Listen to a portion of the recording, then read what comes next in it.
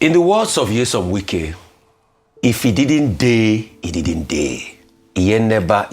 Why I disagree with that first message you read is the fact that, do you know that the FCDA had sent security personnel to go harass the engineer working on the site before? It was in reaction to that the army now sent people there. So that analogy was wrong. The FCDA at first used force. And it's in reaction to that, they brought another level of force. So you can say, oh, violation of laws and everything. But it is in reaction to that. So both of them on that score, they are wrong. The second score that is wrong, please, with due respect, how many court orders has Wike himself respected of people that he goes ahead, that they have a court paper, and they have an initial agreement, he will turn their pack around and take it? Didn't we talk about the story of those two young girls here? Didn't I challenge the senior advocate of Nigeria, Mr. Falono, about it? How many has he respected? See, let's not deceive ourselves. Wike has acted like a god over the land in Abuja, and he forgets that you're not going to be FCT minister forever. Before you, Rufai, he did his own. He still left in the end.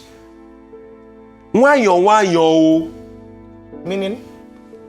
Please, be gently. Do it. Speak evil as well. Do it slowly. All right. The third point is, you now got there. You claim that you have called before. You had called the man superior.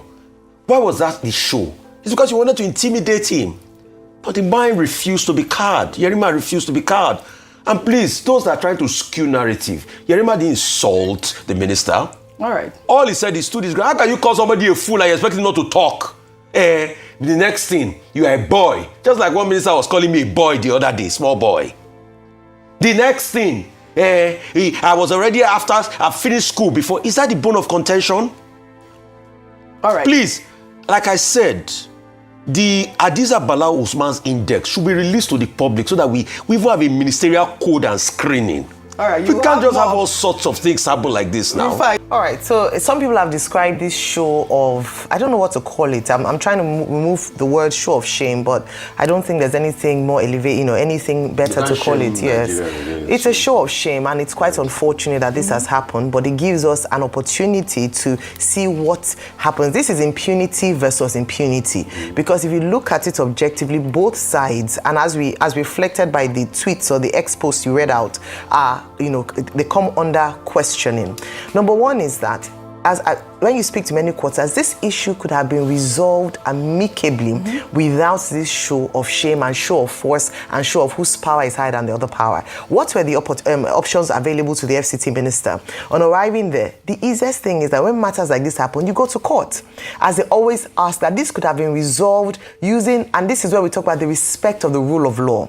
But guess what? We don't have the respect for rule of law and institutions. Hence, we take matters into our own hands, and then we have a state of anarchy. And that's what ensued yesterday. Very unfortunate incident. A state of anarchy where Nigerians then resort to taking matters into their own hands. So what does this mean? Does it mean that the response to FCT Minister Wike's going around revoking land is to get military on your land so that he will not be able to enter? That's a state of anarchy, whereby people take matters into their own law and they don't respect the rule of law. And so in the same vein as well, the military, former CNS, could have gone to court to challenge the revocation of the land by Mr. Wike, instead of sending his boys to the ground to resist any kind of... But that's what I'm saying. No, but that's what I'm saying. It is the strength of our institutions, and that's why we keep talking about strengthening our institution. I say this because if anything had happened, Wike would have unnecessarily wasted the lives of those servicemen, because he had said that everybody here would die if I wanted to show myself. No, would have died. I don't think he said. He said no. He said that they would have been a shootout if he wanted to assert his authority. So what I'm saying, no, I watched the video. He said I watched the video. He said what you are doing here, people would have died. Yeah, well, that's so. What he meant was that if he had allowed the altercation between his security aides and the military, but that's what I'm saying. That these young men who are supposed to be saving lives and properties of Nigeria would have died for a useless cause because people's egos were God. That's what I'm saying. That if we don't respect institutions institutions and the rule of law, this is what happens with big manism in Nigeria. And so that's why I'm saying that on both sides, we have the courts for a reason. We have due process for a reason. Can we follow due process? Yes. For too long, people take matters into their own hands, and we have, powerful people just flouting the laws for no reason. I applaud the commission, the uniformed officer. Yeah. According to a military man, no commissioned officer would take that insult to his person lying low. And so he spoke with dignity, he spoke with respect, and he stood his ground based on orders. We're yet to Quickly on Nyesom Wike, I know I said just one sentence. My one sentence is that what struck me and what hurt me, OG, is that we are seeing optics of civilian versus military in 2025, when we've just come from threats or reports or rumors, whatever you want to call it, of a military coup.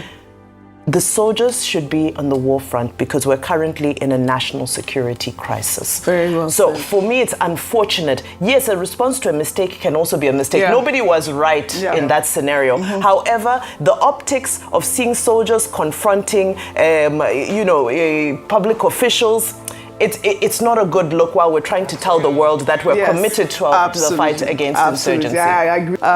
The former Chief of Army Staff, Buratai, has condemned Wike's confrontation with the soldier, describing it as a threat to national security that demands an immediate apology.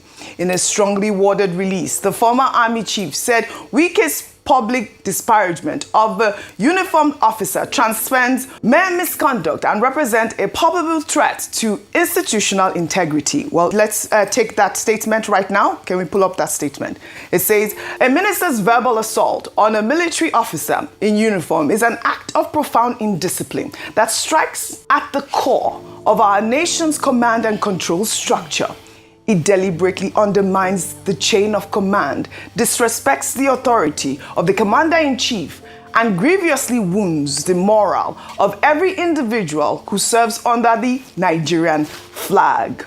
Buratai argued that such actions erode the foundation of discipline upon which Nigeria's national security apparatus stands. He dismissed suggestions that the incident was political theater, calling it instead a reckless endangerment of national order and a clear indication of undermining the federal government's authority. The former army chief demanded that Wike immediately issue an apology to President Bola Ahmed Tinubu as commander-in-chief of the armed forces and to the officer whose honor was violated. He insisted that the nation's security must come first and called for decisive action rather than politics of military bashing.